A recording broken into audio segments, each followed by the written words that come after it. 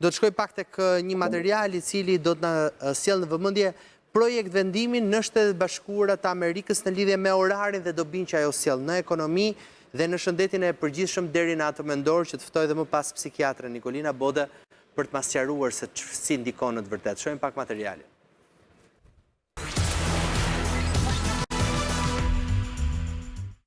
Dhoma e përfaqësuesve në Shtetet e Bashkuara të Amerikës miratoi një projekt ligj që synon të bëjë të përhershme orën verore, duke I dhënë fund kështu praktikës së ndryshimit të orës 2 herë në vit. Kjo masë u miratua me 308 vota pro dhe 117 kundër dhe tashmë do të kalojë në Senat, ku ende nuk është e sigurt nëse do të marrë mbështetjen e nevojshme. Ky projekt ligj, I njohur ndryshe si Akti për mbrojtjen nga rrezet e diellit, parashikon që amerikanët të qëndrojnë gjatë gjithë vitit në orën verore. Mbështetësit e tij argumentojnë se kjo do të sjellë më shumë orë me dritë gjatë pasdites, do të ndihmojë aktivitetet ekonomike dhe do të shmangë shqetësimet që shkakton ndryshimi I orës në gjumin dhe rutinën e përditshme. Debati për eliminimin e ndryshimit të orës ka vazhduar prej vitesh në SBA. Në vitin 2022, Senati miratoi një projekt ligj të ngjashëm, por nuk arriti të kalojë në dhomën e përfaqësuesve.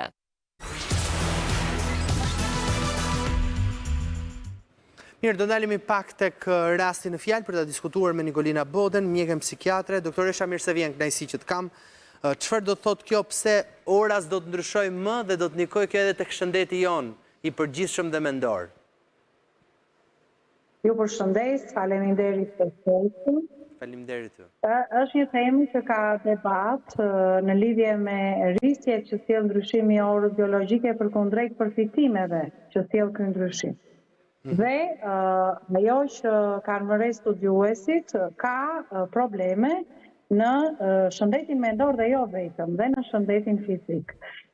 Sepse njerëzit kanë kapacitete dhe aftësi të ndryshme përshtatjeje ndaj ndryshimeve. Ka persona të cilët përshtaten lehtësisht brenda disa ditësh ose një jave me ndryshimet në lidhje me orën verore. Ka persona të cilët duan më shumë kohë, 2 javë, 3 ose më tepër për të realizuar përshtatjen. Por ndryshimet janë ndryshime biologjike në ritmin cirkadian të gjumit.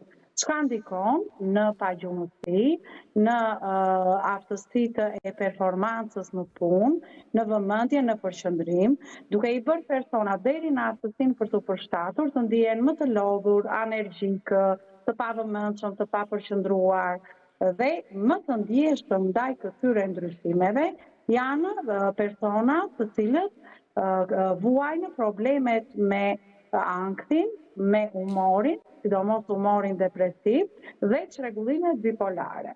Po studimet thonë që ndryshimet e orës biologjike nuk ndikojnë vetëm në shëndetin mendor të personave, po ndikojnë edhe në shëndetin fizik, sepse prishja e gjumit është faktor stresor për të ndikuar në problemet kardiovaskulare dhe për të ndikuar dhe në sëmundjet ishemike kardiake, apo dhe në persona të cilët kanë të bëjnë me vëmendjen dhe përqendrimin në timon, duke shtuar riskun për aksidente.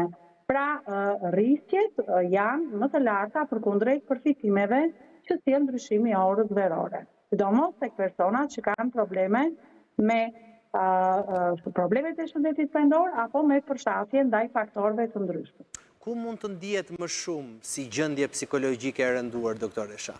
Tek depresione, tek cilat faza psikotike të njeriut? Ndryshimi I orës biologjike është faktor riskant më shumë tek apo tek të gjitha smundjet? Tani, ne të gjithë kur ndryshon ora verore, ndjejmë ndryshime në organizmin tonë. Pra, kemi ndryshime në lidhje me orarin e gjumit, me zënjen me orët që bëjmë të gjumit, pra diçka ndryshon.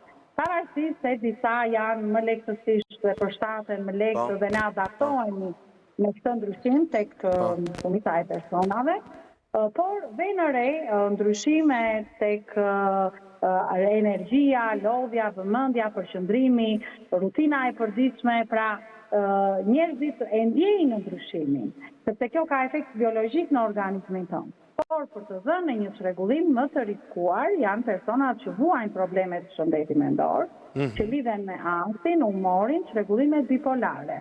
Dhe jo vetëm tek persona të cilët mund të japin episode të tilla për herë të parë në jetën e tyre në kohën e ndryshimeve të orës biologjike. Dhe ata jemi ne të fortë psikologjikisht për t'u adaptuar, kjo është e ndryshme në persona të ndryshme. Tani, këto, kur thuaj që është e ndryshme në persona të ndryshme, ndikon mosha, ndikon gjinia, ndikojnë çrregullimet hormonale, çfarë ndikon tjetër tek kjo pjesa e ndryshimit të orës edhe dëgjumit të individit? Kjo ora cirkadiane që kanë që të gjithë. Ndikojnë në faktorët në të rësi, janë faktorët biopsikosocial, që janë, sigurisht janë individualë. Është faktori biologjik, që është biologjia dhe ritmi cirkadian i neurotransmetuzve në lidhje me orët e gjumit, dhe ndryshimet që ka në këto me zgjimin, me gjumin, me çlirimin e neurotransmetuesve, të hormoneve apo të kortizolit, melatoninës e të tjerë, cilët kanë efekt në organizmin tonë, është faktori psikologjik, pra është psikologjia jonë, sa adaptive e shëndetshme është kjo dhe sa fragile për të dëmtuar dhe për të prekur, si që tash në personat e ndjeshëm që kanë episode anksi, episode depresiv, maniako-depresiv, çrregullime somatoforme apo të përshtatjes janë më të riskuar për të shfaqur relaps të sëmundjes, apo persona të cilët përballet psikotraumave dhe faktorëve social të ndryshëm që mund të ndodhen, mund të jetë një faktor risku më shumë për të shfaqur një episod apo çrregullim të problemeve të shëndetit mendor. Që mund të jetë një episod i parë. E kuptoj. A ke patur më shumë raste të shtuara kohët e fundit apo më shumë ndoshta situata akute të shëndetit mendor apo të shfaqura kohët e fundit për shkak të temperaturave të larta? Po, temperaturat e larta ndikojnë ndjeshëm në organizmin tonë, dhe kanë efektin e tyre, është një stresor i cili ka shtuar gjatë kësaj periudhe urgjencat psikiatrike, është bërë një faktor risku më shumë për të shfaqur episodet dhe episodet depresive me sjelljet si agresive, sjelljet vetë dëmtuese, konfliktuale, të shoqëruara këto jo vetëm me abuzime lëndësh, substancash apo edhe kur përzihen me vepra penale.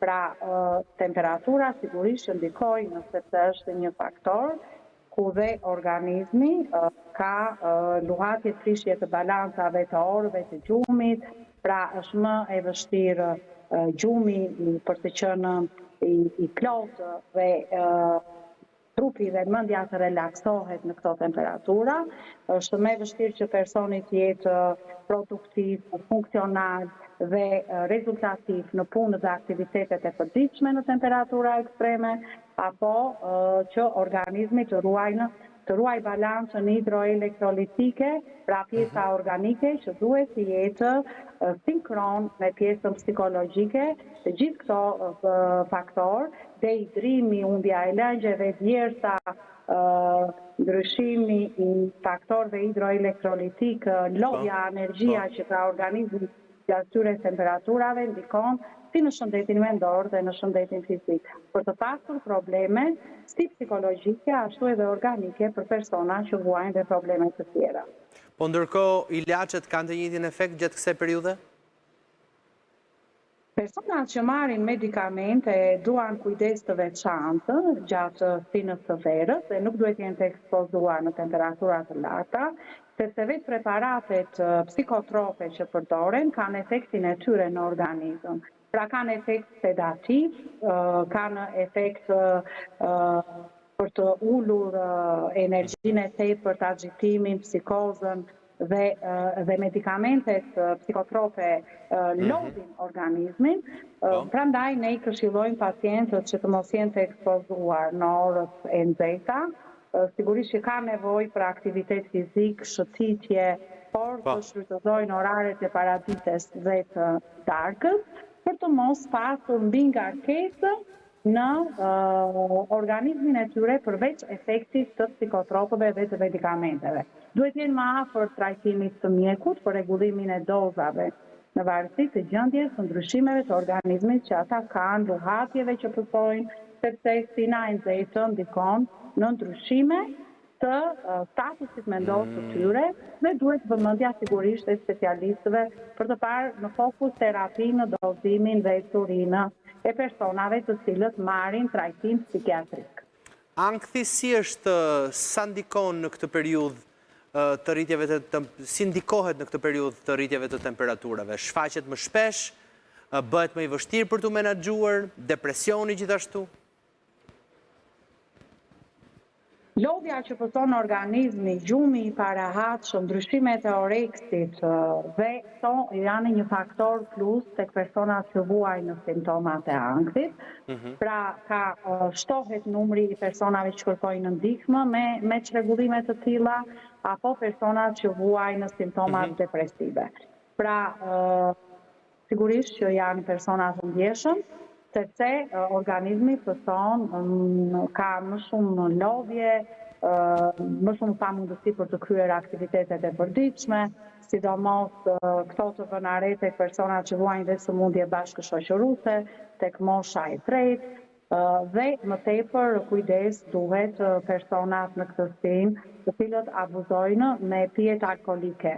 Alkooli një faktor risku shumë i lartë, i përdorur si frekuentues në stinën e nxehtë dhe për të shfaqur probleme të shëndetit mendor. Lëndët energjike, përdorimi i kafes në sasi të tepruar, i lëndëve me gas, i pijeve të cilat ndikojnë në shëndetin mendor, pra tek rekomandohet të përdori sa më shumë rëngje, por jo lëndët energjike dhe lëndët të cilat ndikojnë në simptomat e ankthit, të depresionit apo në luhatjet e humorit.